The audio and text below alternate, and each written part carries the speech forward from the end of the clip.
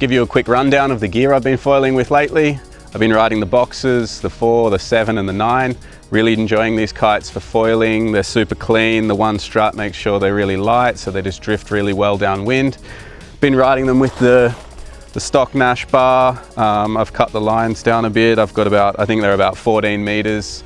I've got from an old set of lines that I just shortened. So yeah, I'm liking a little bit. I was riding with shorter lines than that before. I was riding a lot of the time with like 7 and 10, but the around 14 or 13 seems like a pretty good compromise if you're riding in a lot lighter wind, and you still get like a whippy feel for making sure you can loop the kite and do around the worlds and stuff like that.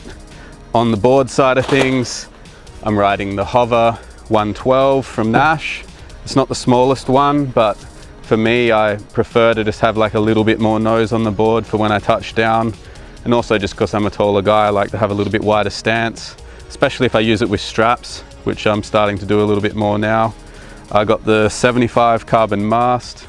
A lot of people ride a longer mast than this for Kitefoil, but I do have a 95 that I ride as well, but I really like to ride the 75 because it's hard to switch between going from a 95 Kitefoiling back to a 75 prone foiling.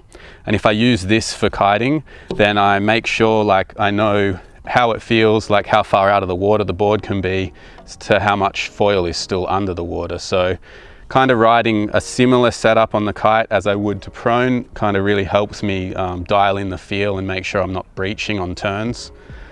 I'm riding the Naish 810. I was riding the HA 850 in Hood River quite a lot, and I was also riding the smaller 610 in Hood River. But the 810 is a really good compromise for me. It's pretty in between, and it just feels super nice for lighter conditions as well, where the smaller foil, you don't have as much lift, so you need to be kited up a bit more. But with this size foil, you can ride a little bit smaller kite and just maintain a bit better between the lulls. I'm riding the HA 220 kite stabilizer, and I've chopped the wing tips off that. Chopped the wingtips off just because it's a little bit less drag, and I like the feeling of it being a little bit more snappy in the rear.